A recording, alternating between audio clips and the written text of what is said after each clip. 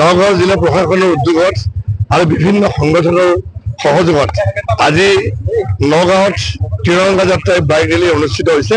ইতিমধ্যে শুভাৰম্ভ হ'ল আৰু দেখা পাইছে আপোনালোকে যে বহুখিনি ব্যক্তি ওলাই আহিছে। নগাঁৱৰ যিখিনি আমাৰ জনসাধাৰণ তেওঁলোকে নিজে নিজে বাইক লৈ ওলাই আহিছে।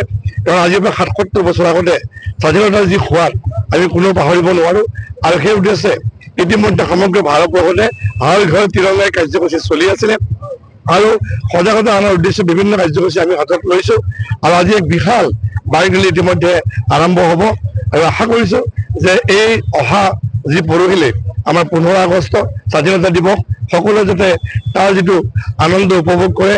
কাৰণ বিশেষভাৱে আমি সকলোৱে আমাৰ যেতিয়া স্বাধীন ভাৰতৰ তলত আজিৰ পৰা ৭৭ বছৰ পিছত যেতিয়া আমি স্বাধীন হলো এই সোৱাদটো সকলোৱে পাই আহিছো। গতিকে আমি সকলোকে পুনৰবাৰ শুভেচ্ছা জনাইছো যাতে এইবাৰো আমাৰ ৭৮তম স্বাধীনতা দিৱস সকলোৱে যাতে সুন্দৰকৈ উদযাপিত কৰে।